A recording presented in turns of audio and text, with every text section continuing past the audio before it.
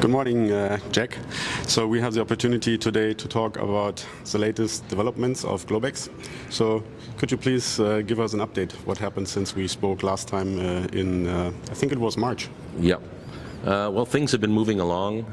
Just in synopsis, the company is stronger than it was before. We have more properties. We're up to 254 properties with 106 royalties.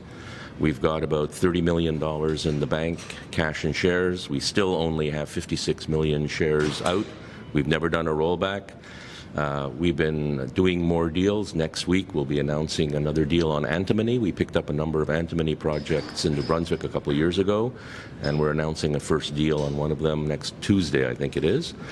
We've been working on our Ironwood gold project, which is a small high-grade zone near Cadillac, Quebec on the Cadillac break, which is a gold localizing break in Quebec. We've just completed 19 drill holes. We have intersections of up to true width, not intersection width, but true width of up to 23 meters of 23 grams gold. So it's looking very, very good. Almost all the holes, actually every hole hit except one.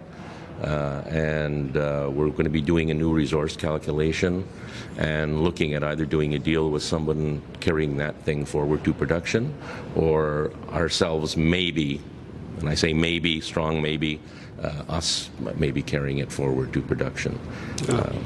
There was a lot of information. Maybe I should have made my question more precise. So let's start with the one thing that I think is a current topic, that you mentioned that you have more than $30 million in the bank.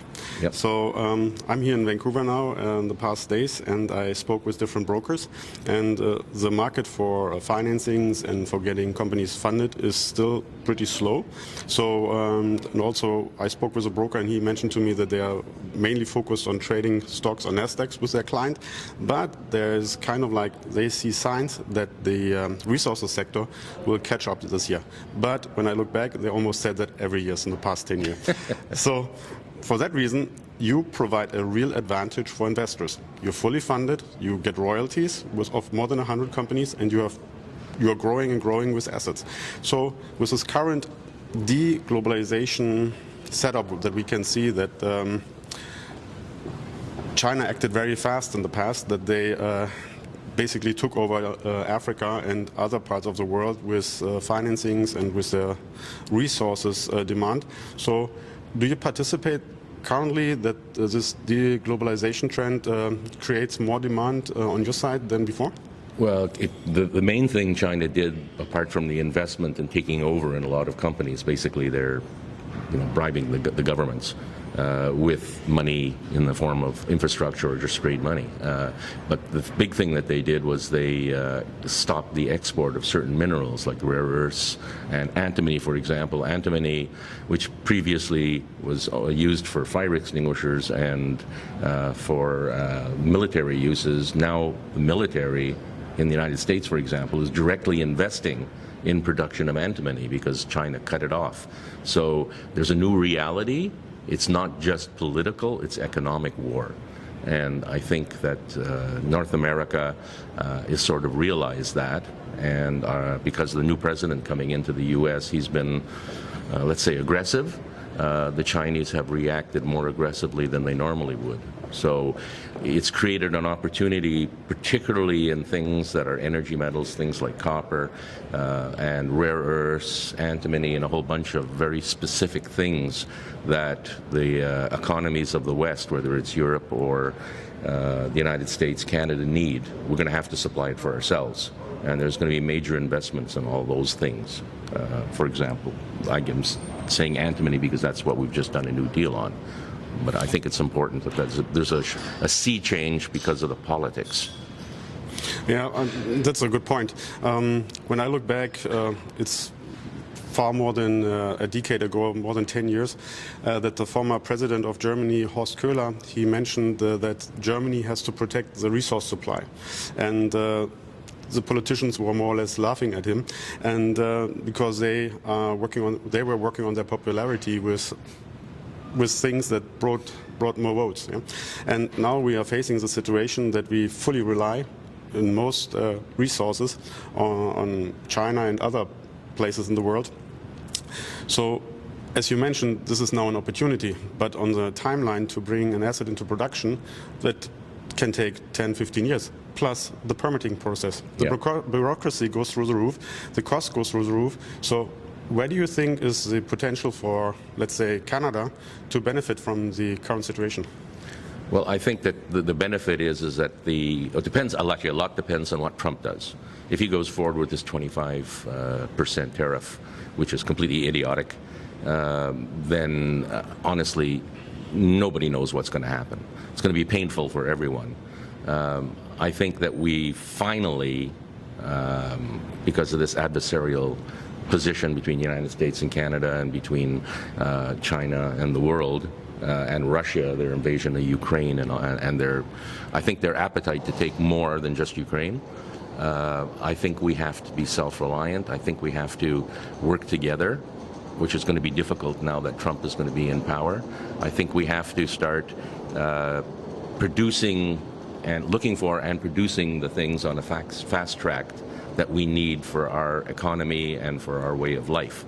And, you know, if we just go ask other nations for things, they're not going to give it to us. The price is going to be steep.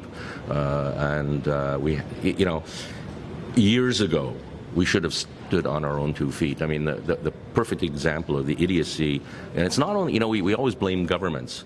No, the governments are partially to blame. We are partially to blame because we keep asking for more.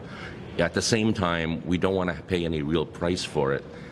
For example, the pipelines in Canada. We have an easy customer in the United States, so we sell oil and gas to the United States at a discount when we should have been pushing pipelines east and west in order to supply Asia, in order to supply Europe.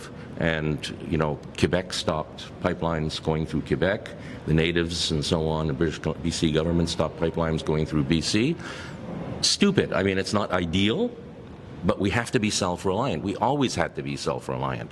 And we as a people, and I'm not talking just about Canadians, I'm just talking about particularly democracies, people in democracies, have been pretty damn stupid.